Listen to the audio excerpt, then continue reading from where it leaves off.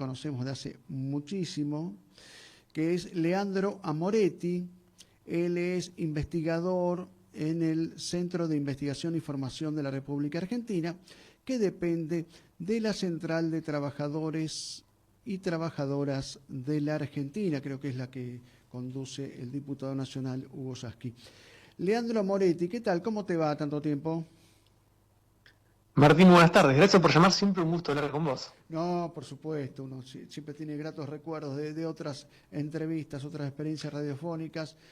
Bueno, que ahora nos tiene a mí como periodista y a vos como entrevistado. Bueno, Leandro, te quería consultar, porque yo un informe que tengo es ya de hace un mes y pico, creo que ya está viejo, ¿no? 1 de julio, pero ¿qué nos podés sintetizar de ese informe o qué se puede rescatar de ese informe? Un par de conclusiones, simplemente un par de títulos. Bueno, hoy cuando me presentabas y hablabas de la economía y de lo financiero, en estos días estamos tratando de comprender y de razonar cuáles son las decisiones que está tomando el gobierno en una semana de, yo creo, una política monetaria y financiera errática, ¿no? Sí. Venimos de una licitación de deuda del Tesoro con altas tasas de interés y tratando de vincular lo que sucede esta semana, que es que se confirma un escenario de elevadas tasas por parte del gobierno que intentan de esa manera contener las presiones sobre el tipo de cambio.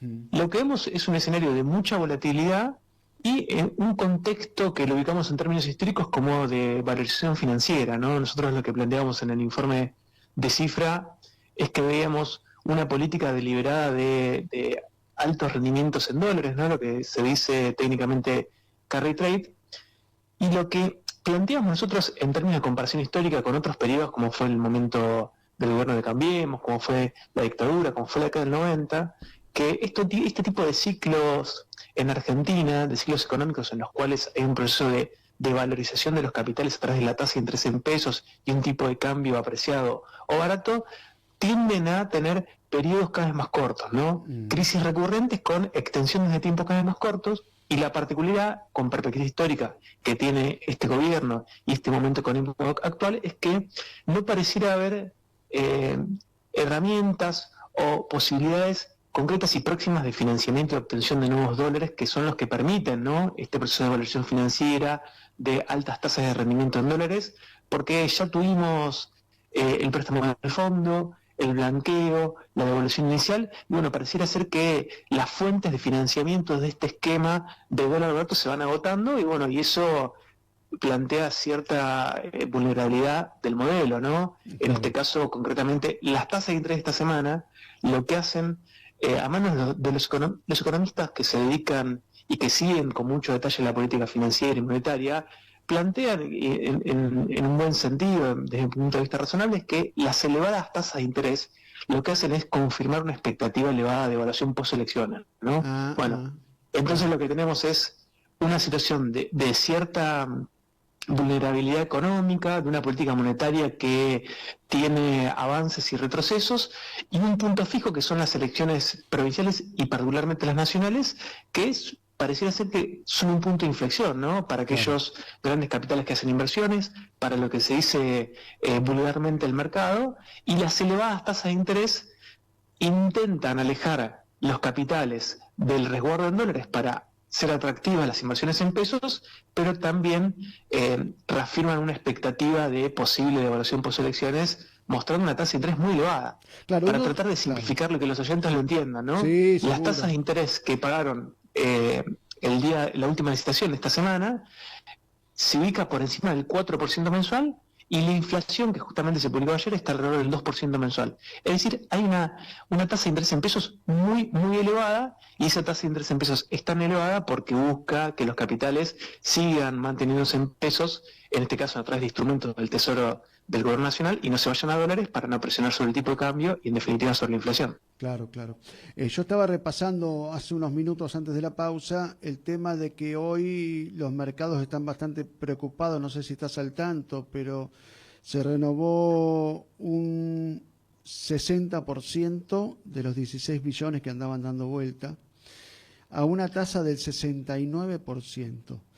Esto implica también un costado psicológico de todo esto, como que el mismo gobierno al aumentar tanto la tasa está demostrando cierto temor porque no le renueven y entonces los bancos huelen sangre y juegan a mayor negociación y dicen, no, yo no te renuevo tanto, a ver qué más me ofreces. No sé, yo lo pienso en términos callejeros, Bueno. ¿viste?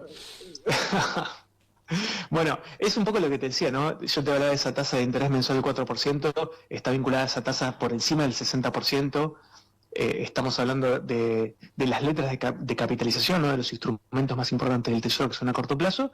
Sí, el gobierno busca ofrecer una alta tasa de interés para que los inversores y los bancos y quienes compran estas herramientas se queden, las renueven, ¿no? Las roleen, ¿no? El rollover, y Sí, no las retiren, pero a pesar de tasas tan elevadas se han retirado, y bueno, está esa tensión que vos planteás de una manera simple, y también es un gobierno que se ha demostrado permeable a las demandas de los bancos, ¿no? claro. Ante el fracaso, en términos de lo que buscaba el gobierno, que buscaba renovar esos 16 billones de pesos de deuda y no lo logró, lo que ha anunciado en el día de hoy es una nueva licitación para el día lunes, una licitación que no estaba en el calendario, y además ha subido los encajes de los bancos. Es decir, está buscando aplicar todos los instrumentos que tiene desde el gobierno nacional como también desde el Banco Central, de manera coordinada, para que esos pesos no se vayan a un resguardo, a comprar dólares de resguardo o otras inversiones, y vuelvan a ser contenidas o captadas, ya sea en los encajes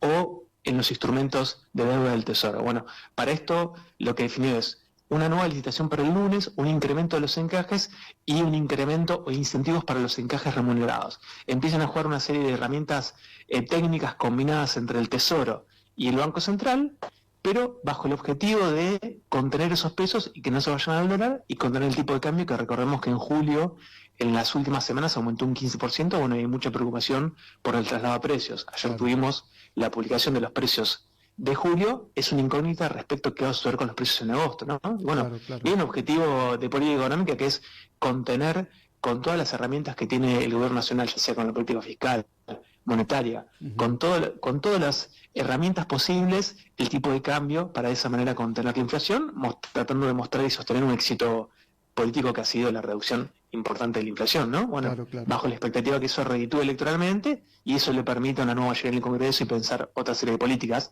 claro. Lo que sucede es que los vencimientos de dólares del sector público y sector privado, los meses que quedan del 2025 y los próximos años son muy elevados. Entonces, bueno, pareciera ser que eso es difícil o tiene un sendero inclinado, ¿no? Claro, claro. Y yo hago un breve comentario y después hago unas últimas consideraciones o preguntas. El tema, me parece que acá mete la cola el costado político, porque, por ejemplo, yo pensándolo en términos también callejeros, yo tengo guita en pesos, aunque me ofrezcan un 69% anual, que sería un 4 o un 5. Si al gobierno no le va mal en las elecciones, es muy posible que el dólar se sincere o suba, se devalúe el peso.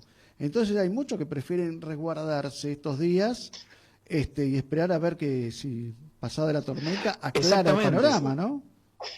Exactamente, por eso se entra, en general, es siempre una dicotomía entre tasa de interés y tipo de cambio, ¿no? Pero Mm, llega un punto en el cual que hay un convencimiento de que hay una posible corrección, que bueno, la tasa elevada demuestra mayor debilidad y genera una posición más conservadora, ¿no? En muchos claro, inversores. claro. Por supuesto que, bueno, en el medio una elevada tasa de interés logra traer un sector de los capitales, pero demuestra debilidad una elevada tasa de interés y también confirma expectativas de devaluación. Por Claro, eso es una situación compleja para el gobierno, ¿no? seguro. Esta licitación, lo que pasó esta semana, y vamos a ver qué es lo que sucede el lunes, y la Ujú, consecuencia que tiene esto es que la elevación de la tasa de interés genera mayor costo para el tesoro, ¿no? Porque ujú, más temprano que tarde va a tener que pagar esa deuda, y también genera un costo para el conjunto de la sociedad porque eleva muchísimo la tasa de financiamiento, ya sea por claro. un empresario o por una persona para una familia que pide un crédito para cambiar el auto. Ujú, Bueno, muy lejos está la situación de poder acceder a un crédito hipotecario, ¿no? claro, Pero la claro, tasa de interés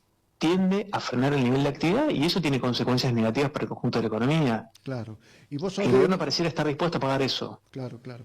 Y bueno, vos venís de la CTA, o sea que también hay una consecuencia social. Esto impacta directamente en variables como consumo, como salarios, como ocupación. ¿Qué síntesis me podés hacer al respecto de lo que ven como presente y como proyección? No, lo que se puede ver es que se ha detenido la recuperación, ¿no? Ya todavía no tenemos los datos de agosto, pero ya en el segundo trimestre del año se ha detenido el nivel de recuperación económica Mm, y tenemos un proceso muy heterogéneo en términos de salarial y de generación de puestos de trabajo, ¿no? mm, En particular el sector público, desde que asumió el gobierno de Milei, es el que más ha perdido. mm, El sector privado ha logrado recuperar, lo que sucede es que lo ha recuperado con muchísimo retraso y eso implica que ha perdido ingresos, mm, ¿no? Después de la devaluación inicial. claro. Y después lo que vemos es que hay un proceso de recuperación en los puestos de trabajo, pero en sectores que son de menores ingresos o menor calificación, y Mm, tenemos una consecuencia muy importante de retroceso de puestos de trabajo en el sector industrial, ¿no? Que mm, ha sido uno sí, de los más golpeados por la política del gobierno, en particular por el impacto tarifario, por la apertura importadora y por el tipo de cambio real.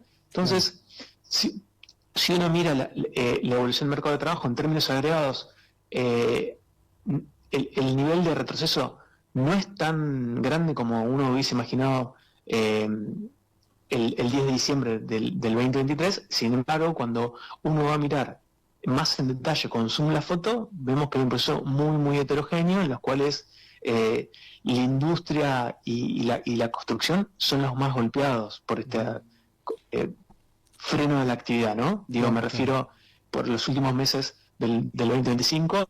Vamos a ver, los datos de julio y agosto no están completos, pero es un momento donde ya que claramente se empieza a notar el freno de la actividad, ¿sí? Perfecto. Leandro Moretti, Por el propio proceso y en particular por la tasa de interés claro, que va a reforzar ese proceso de frenado, perdón la interrupción, pero bueno, te agradecemos ¿no? mucho, Leandro, por tu intervención, por justamente atendernos. Y bueno, ya que hablas de temas pendientes, de estudios pendientes, en algún momento cuando tengan cerrado el próximo informe también te volveremos a convocar. Te agradecemos mucho el contacto, ¿eh? Con todo gusto. Te mando un abrazo, Martín. Abrazo para Leandro Moretti.